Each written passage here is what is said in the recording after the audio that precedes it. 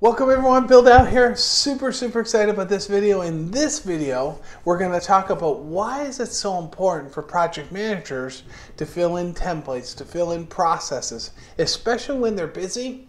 But let's look at this from both a project manager perspective and let's look at it from a PMO perspective, a PMO manager perspective who's trying to run an organization. Okay, first, let's look at this as why is this a problem from a project manager's perspective? Well, project managers are very busy. I get that, right? And because of that, they're often doing the minimum possible to execute through on their projects. I talked about it in a video on how to manage multiple projects. Go check that out on my channel. But my good friend John was running 15 projects at once.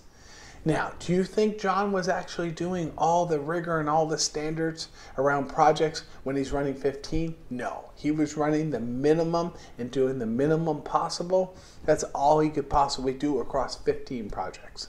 Number two, the use of standard and processes go out the window when project managers are busy. They got to get their projects done, right? They'll do anything to get the projects done. They get that mindset. And that's good. That's not a bad thing, but it comes at a cost.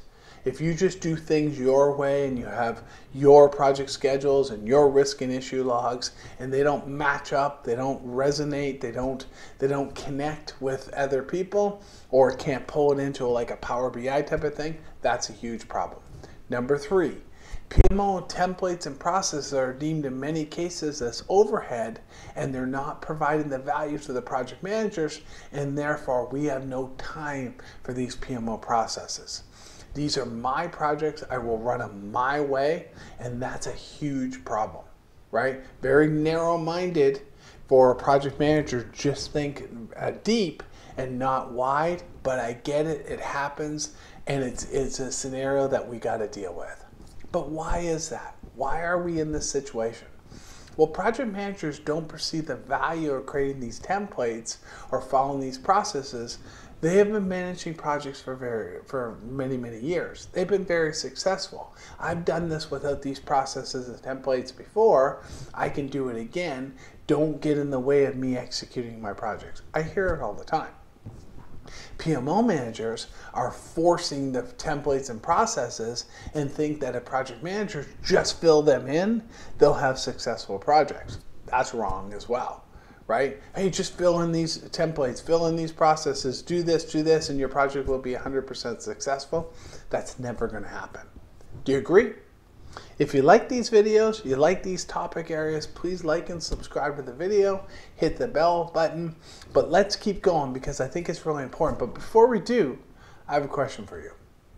When you as a project manager get really busy, I mean super busy, do you just throw away the templates and processes? Do you just say, hey, leave me alone, I gotta get this thing done? Or do you actually value those templates and processes and understand they give you structure and rigor that you need to do to drive your projects? Or do you just throw them away? Either or, comment below. I'm excited to see, I'm excited to read those comments. I will definitely respond back, but I want to know what you're doing when you get super busy. Do you just throw these templates and processes away, or do you actually value them? Okay, it's interesting, right? And we've seen this before, but what's another reason why we just throw these templates and processes away, right?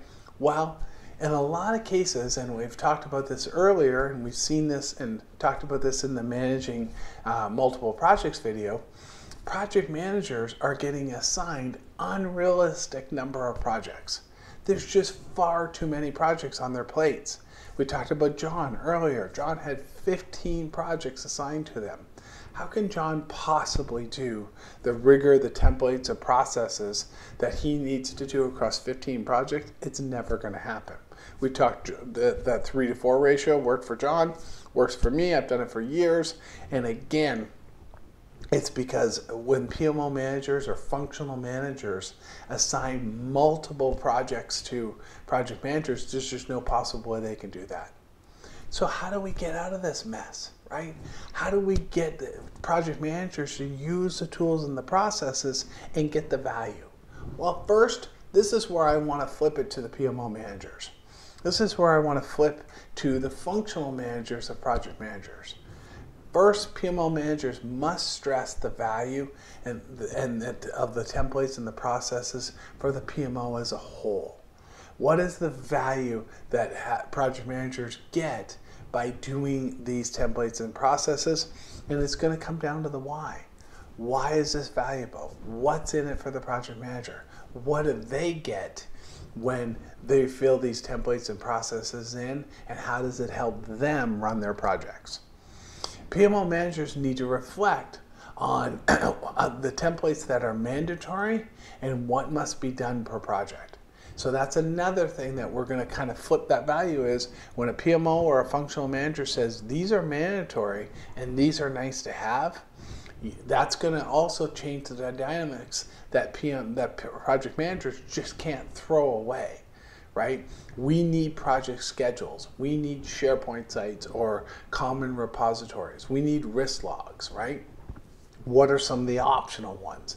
A decision log, an action item log, right? But PMO managers need to really make clear of that, right? And so again, I want to ask you, are you experiencing these same parameters? Have you seen that before? Do you see that your projects and all the templates and processes should get thrown away? Right? Because it is something that happens. I strongly suggest that you do keep using the templates and processes, especially as you get busy. It's going to provide you the structure and the rigor that you actually do need. And so that structure and rigor is going to be much more valuable when you're really stuck and need that help. What do you think? Does that make sense? I've been doing this for years, and so I wanted to share some of those best practices. Quick reminder, please go like and subscribe. But what's more important is watch my next video on scope creep and how do we handle scope creep on our projects, and that constant state of change that we're in, especially nowadays, is listed right here on my channel. Should be right there to click and start watching. Thank you very much. Have a great day. I'll see you online.